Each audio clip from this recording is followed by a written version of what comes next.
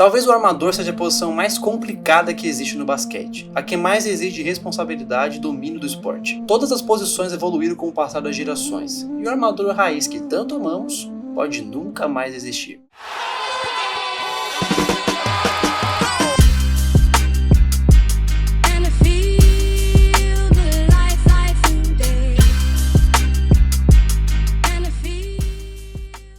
Bom dia, boa tarde, boa noite para você que me acompanha no canal Basca.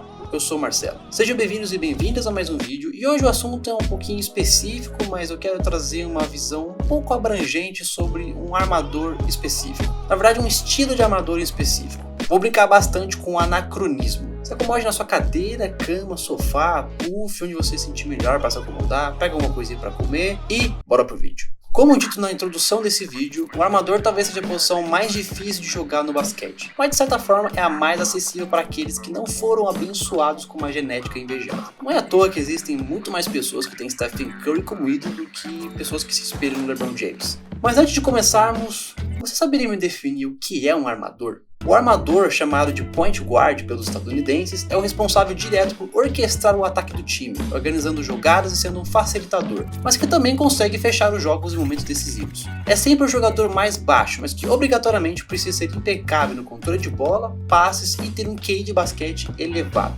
Os armadores costumam conhecer os atalhos na quadra e tomar as melhores decisões durante o jogo. O passe é o fundamento mais imprescindível na posição, tanto que até hoje é um recurso obrigatório para os armadores. Contudo, o esporte evoluiu. Os jogadores que atuarem nessa posição hoje precisam ter o combo de pontuação mais passe para serem valiosos, o chamado combo guards. Eu já vou explicar o que eles são. Antigamente, eles costumavam ter médias altas de assistência, mas não tão expressivas em pontuação. Cientes disso, fica meu questionamento. É possível ser o craque do time sendo um armador puro?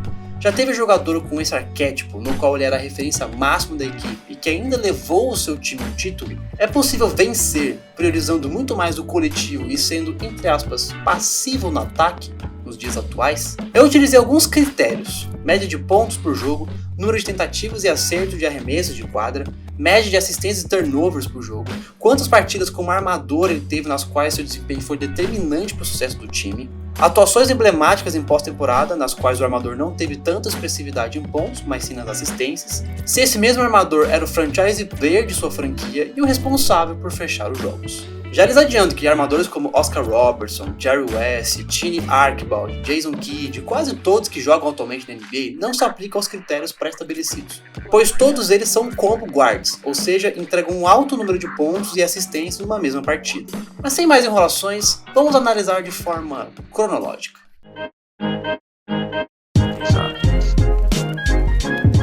O primeiro armador puro da história da NBA fez parte da dinastia do Boston Celtics dos anos 60, estando presente em 6 dos 8 títulos consecutivos da equipe. Apesar de ser gigante e um multicampeão, ele já não corresponde a um dos critérios.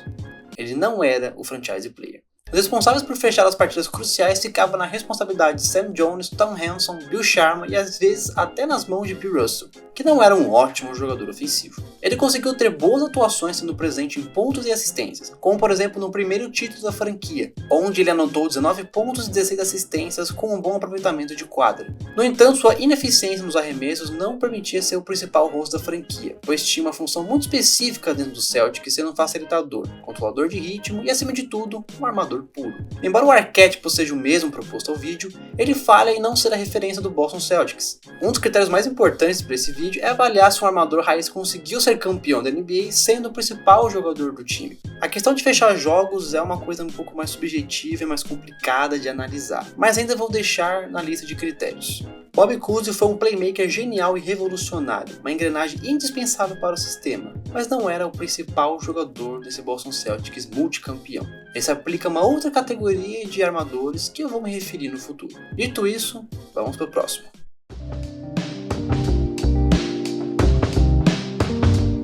Avançando 2 décadas, vamos para o capitão do temido e polêmico Detroit Pistons dos anos 80, carinhosamente conhecidos como os Bad Boys de Detroit. Isaiah Thomas é unanimemente o maior jogador da história do Pistons, e principalmente nos 2 títulos seguidos em 1989 e 1990.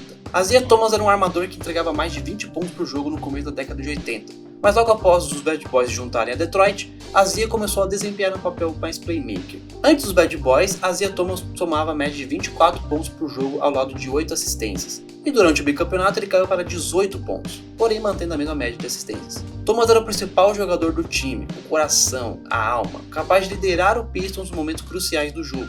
No entanto, talvez Isaiah Thomas não se encaixe exatamente no estilo pass first proposto ao vídeo. Thomas já fez 43 pontos e 8 assistências no jogo 6 das finais contra o Lakers em 1988, e 35 pontos e 12 assistências em 1984. Assim como ele já teve várias partidas com estatísticas equilibradas, algo em torno de 10, 12 pontos, às vezes 18, 17 e entre 9 a 12 assistências. Dá pra dizer que Isaiah foi um pass first adaptado, sabendo a hora certa de acelerar em pontos e a hora certa de cadenciar o ataque. Esse estilo de jogo permitiu não ser exposto pela baixa pontuação, mas não deixando o papel de armador de lado. Ou seja, ao mesmo tempo que ele fazia dupla com Joe Dumars para fechar os jogos, Thomas exercia majoritariamente a função de armador raiz.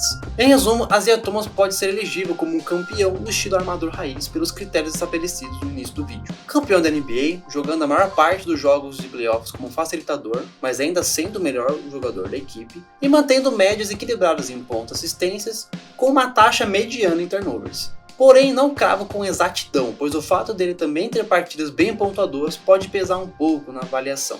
Eu vou considerá-lo como um armador raiz campeão, mas entendo quem não considera. Acho que o caso dele é mais difícil de esclarecer, já que ele se assemelha mais a um Jerry West do que ao seu rival e amigo da época, no qual será o nosso próximo jogador da lista.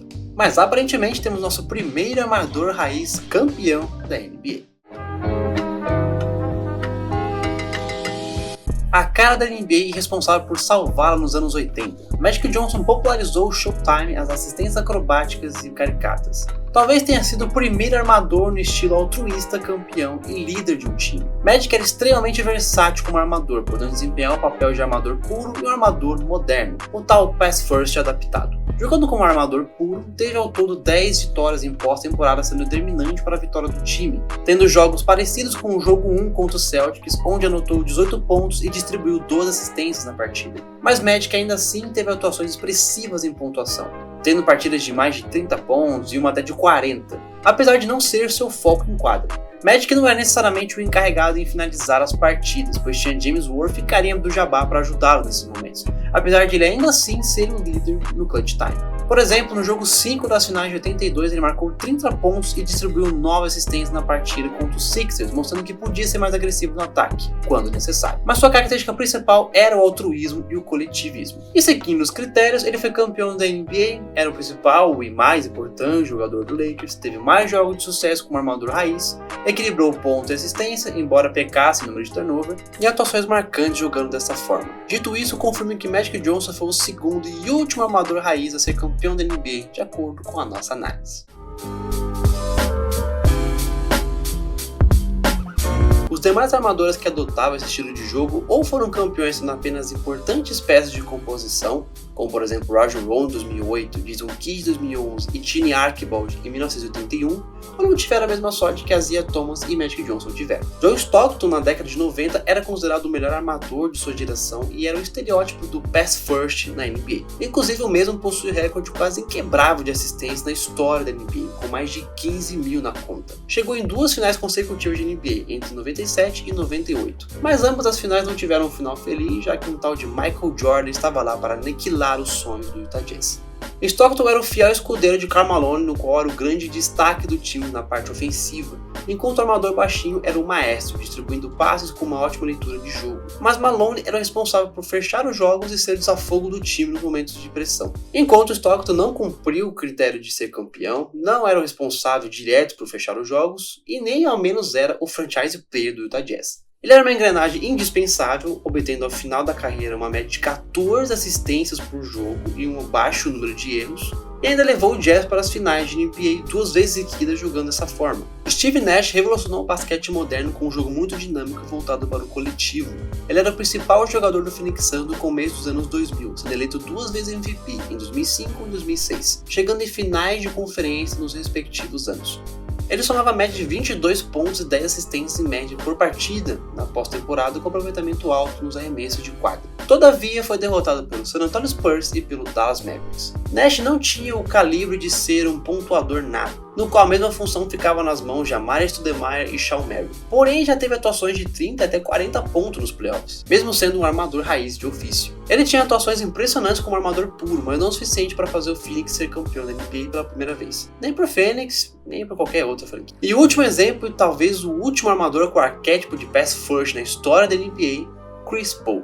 CP3 ainda jogava como armador puro, porém modernizado. Chris Paul jogou, até o momento da gravação desse vídeo, 64 partidas de pós-temporada, sendo 38 jogos como armador raiz, ou seja, mais de 60% de seus jogos dos playoffs foi atuando como um armador altruísta. E das 38 partidas, ele venceu 22 e foi o craque do jogo 14 vezes. Chris Paul já teve jogos fazendo 32 pontos e 17 assistências, como teve partidas onde ele fez 27 pontos e deu apenas 6 assistências. Tudo depende do contexto do jogo e qual a intensidade dele. Chris Paul já levou o New Orleans Pelicans para uma inédita final de conferência no principal jogador do time, jogando dessa forma, sendo bem coletivo com os coleguinhas. Não obteve sucesso coletivo sendo a referência de uma franquia, tanto que logo após sair do Clippers, ele acabou adotando por completo o estilo de armador raiz, abdicando de ser a referência máxima de uma franquia.